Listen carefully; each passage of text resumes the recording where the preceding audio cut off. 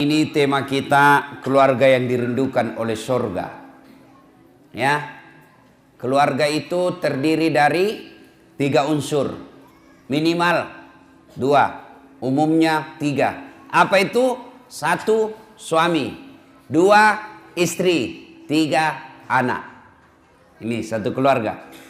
Ya, nah, untuk dirindukan oleh surga, maka ketiga unsur ini harus melaksanakan tugasnya masing-masing.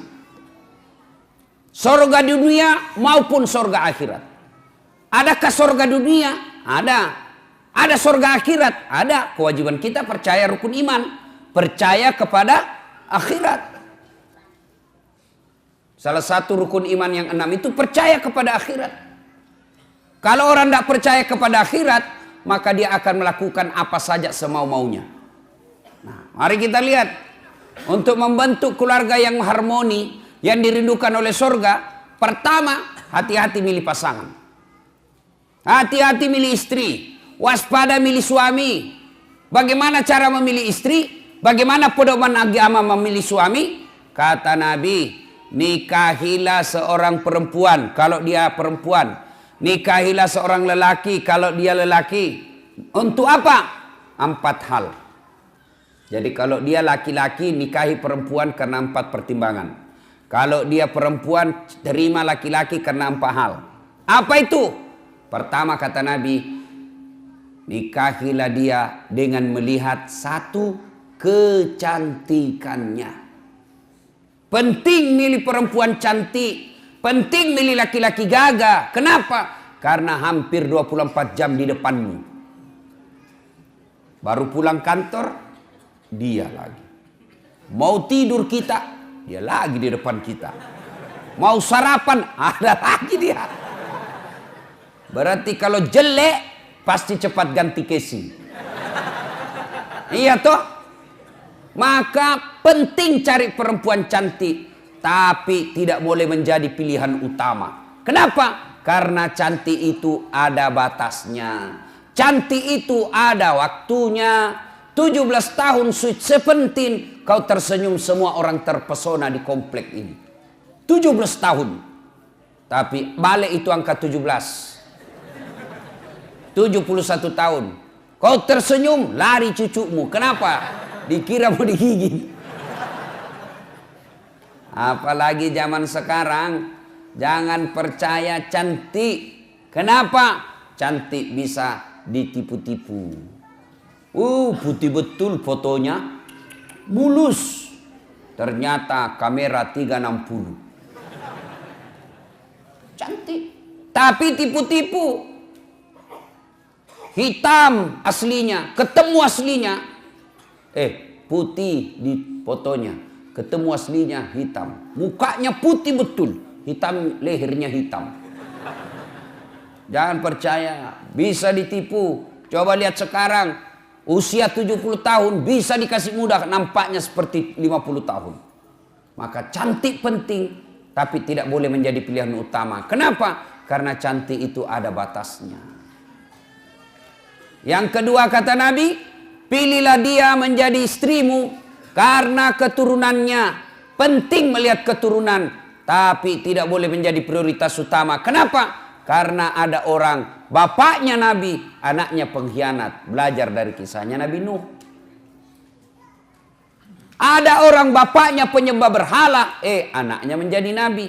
Lihat kisahnya Ibrahim alaihissalam. Maka tidak boleh menjadi pilihan utama. Kenapa? Karena sejarah mengajarkan, ada orang bapaknya pengkhianat, anaknya menjadi beriman. Ada pula bapaknya yang Nabi, justru anaknya berkhianat. Yang kedua, pilihlah dia menjadi pasanganmu karena kekayaannya. Penting mencari orang kaya, tapi tidak boleh menjadi prioritas. Kenapa? Kekayaan juga ada batasnya. Dia kaya bapaknya, tapi anaknya 13. Bagi warisan, habis. Menjadilah lelaki yang tidak menggantungkan harta dan kebutuhan rumah tangganya sama mertua. Ketika Anda terlalu menggantungkan kehidupan ekonomi dalam rumah tanggamu kepada mertua, maka kalian tidak akan independen, kalian tidak akan bebas, dan kalian akan selalu hidup di telunjuk jari mertuamu. Kau merdeka lah. Dan yang keempat kata Nabi, nikahilah dia karena apa?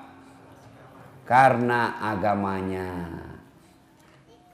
Lalu mahasiswa saya bertanya, Ustadz, kenapa agama nomor 4? Mestinya ke nomor 1. Betul, agama nomor 4, tapi dia tidak titik di situ. Dia koma, lalu ditegaskan oleh Nabi, utamakan agamanya, karena dengan agama kau dapat keempat-empatnya. Untuk mendapat, dialah keturunan baik-baik, dia cantik, dia orang kaya, kemudian bagus agamanya. Kumpul empat-empatnya ini, 1000 perempuan belum tentu ada 1. Ada yang cantik mukanya, akhlaknya kesurupan. Ada lagi anak orang kaya, mukanya lagi hancur. Ada lagi keturunan baik-baik, miskin lagi. Untuk mendapat sempurna 4 sangat sulit. Kalau ada di Bengkalis ini, di komplek Duri ini, kalau ada ibu, tolong tunjukkan saya juga masih mau. Jatah kita kan 4 giga bos. Sayang kita dikasih 4 giga kok cuma pakai 1 kuota weh. Sayang pak, mubasir 3 giga. Iya kan, 1 giga kabur gambar, hilang sinyal, tiba-tiba haid hilang lagi sinyalnya.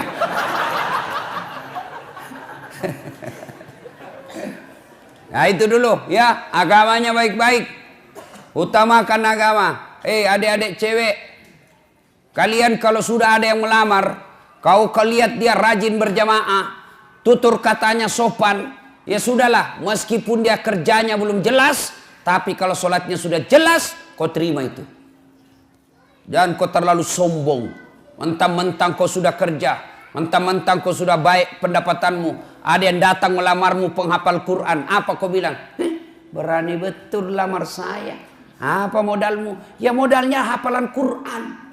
Orang yang hafal Quran itu Quran berjalan. Kau tolak, Allah tutup pintu jodohmu, akhirnya kau jadi gasturi. Tahu gasturi? Gadis tua Republik Indonesia.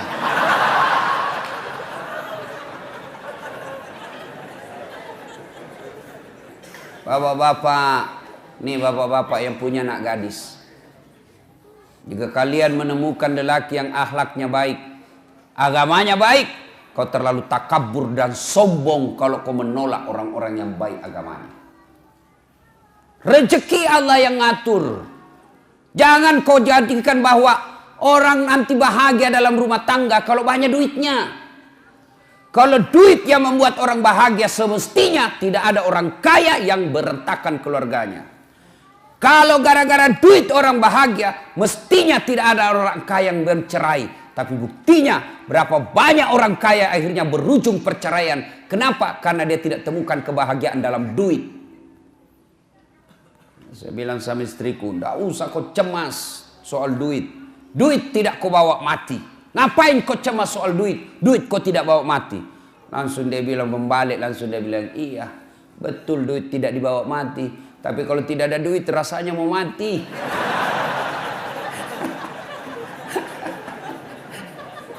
Salatullah salamullah ala toha Rasulillah. Salatullah salamullah ala yasin. Alhamdulillah. Kalau mau keluarga bahagia yang dirindukan oleh surga, mulailah dari memilih pasangan. Keturunan baik-baik juga harus kita lihatnya, tapi tidak boleh menjadi prioritas dan menjadi ukuran yang mutlak. Tapi yang kata Nabi, utamakan agamanya. Kalau agamanya baik, meskipun mukanya tidak cantik, tapi akhlaknya yang baik, maka memperbaiki rasa wajah dilihat. Ya, yang paling sial jelek, keturunan pencopet, akhlaknya hancur, miskin, tidak tahu pula ngaji. Auzubillah min zalik. Mudah-mudahan tidak ada seperti itu jodoh kita. Pak, ya, kalau ada yang senang anak gadisnya, Pak, tanya agamanya baik atau tidak. Gimana cara melihatnya? Gampang. Gimana caranya? Ada anak kita yang senang, panggillah dia jam 5. Nah, kau datanglah jam 5 sore ya. Ya om, datanglah dia jam 5. Cerita, masuk maghrib, suruhlah asan. Kau asan nak, sudah masuk maghrib, mulai pucat itu.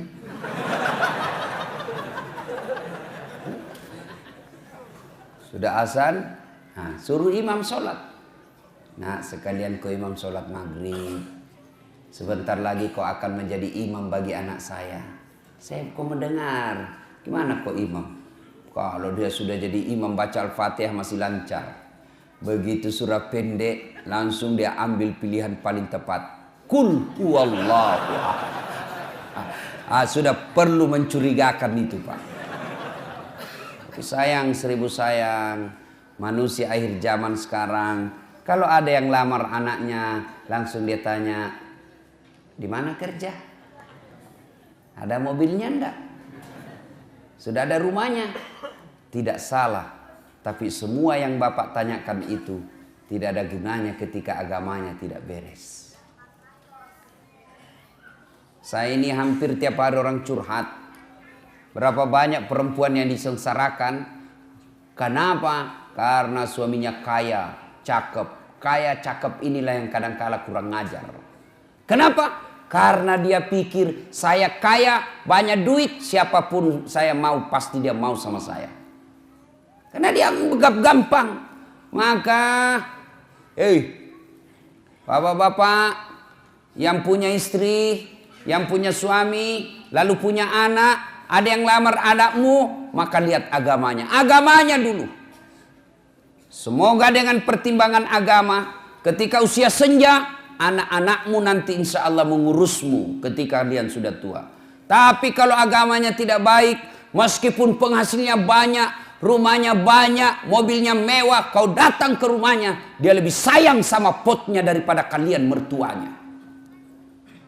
Pecah potnya marah, apa itu bapakmu? Sudah pensiun bikin jengkel saja kerjanya. Apa enaknya sudah gitu, Pak? Lebih hormat sama karpetnya yang harga puluhan juta, hanya karena kalian di situ tiba-tiba jatuh gigi palsumu. Marahlah dia. Nah, itu kalau dia terlalu kaya tapi tidak baik agamanya, lebih dihargai harta yang ada di rumahnya daripada kehadiran mertua dan orang tuanya. Pilih agamanya. Ya. Nah, itu dulu cara memilihnya. Pegang ini. Adik-adik yang belum menikah, nah itu pegang itu 4. Lihat agamanya, utamakan itu. Bagaimana kami yang sudah punya istri, Ustaz? Nah, Bapak boleh evaluasi ulang. Ya, kalau berani. Ibu-ibu mau masuk surga, Ibu? Mau, Ibu? Bukan cuma mau surga, dirindukan oleh surga, Ibu. Mulai cemas ibu-ibu dulu. Gimana caranya, Bu? Suruh suami kawin lagi. Oh, langsung dia bilang, banyak jalan menuju surga, Ustaz. Memang banyak, tapi macet. Ini jalur pintas, tidak perlu kau tahajud tiap malam. Dia bilang, sakit hati sih, Ustaz, berat, Ustaz. Memang ibu sakit hati, sebab hadiahnya surga. Kalau tidak sakit hati, hadiahnya kipas angin. Ya, berikutnya. Suami harus tahu tanggung jawab kepada istri. Istri harus tahu tanggung jawab kepada suami. Anak melaksanakan kewajibannya kepada orang tua melaksanakan kewajibannya kepada anak. Mari, sudah nikah. Pertama, kewajiban istri. Nah, ibu-ibu mau menjadi istri yang soleha? Mau, Ibu? Kenapa cuma 17? Mau, Ibu? Nah, Ibu kalau mau, nih laksanakan tugas-tugas istri yang soleha. Istri yang soleha itu selalu saya rumuskan menjadi satu kata. Istri yang soleha. Satu kata. Apa itu? Rena. Apa itu Rena, Ustadz? Singkatan dari R, E, N, A, H. Rena. Apa itu Rena, Ustadz? Satu, ramah.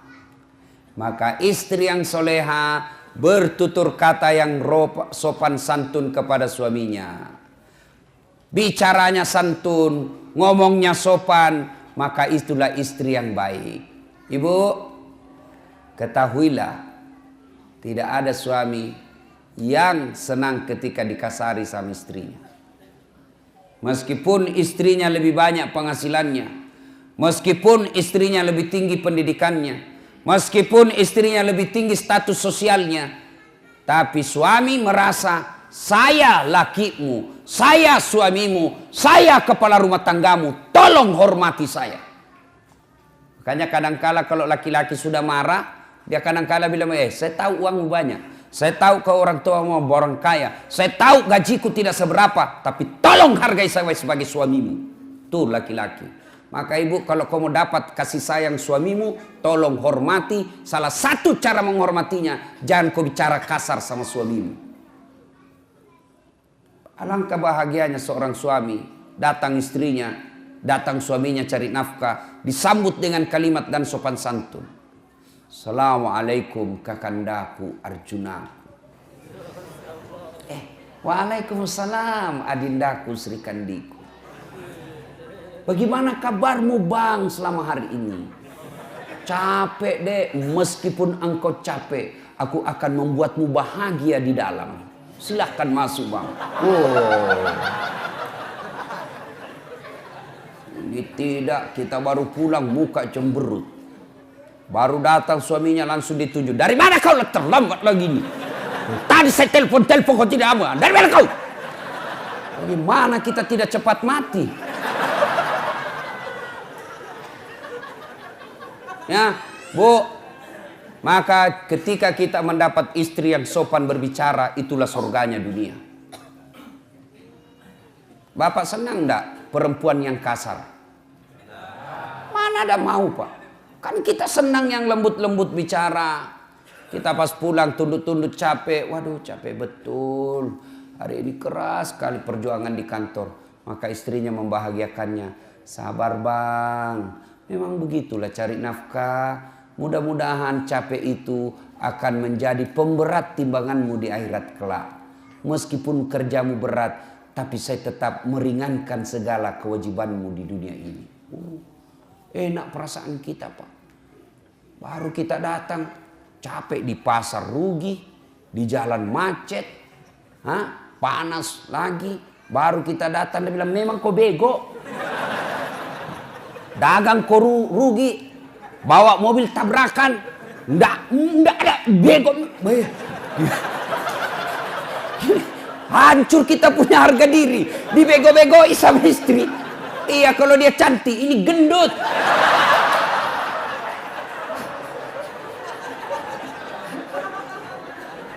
Ya. R, ramah. Yang kedua, RE, apa itu? Elok. Istri yang soleha, maka dia berpenampilan cantik dan menarik di depan suaminya. Ayo, bayangkanlah istrimu masing-masing.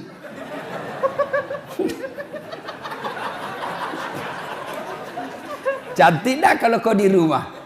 Oh, saya lihat perempuan akhir zaman sekarang. Kalau dia mau pergi pengantin, cantik memang, Pak. Wah, harumnya itu. Masih kita 2 meter sudah tercium. Walisnya di racing.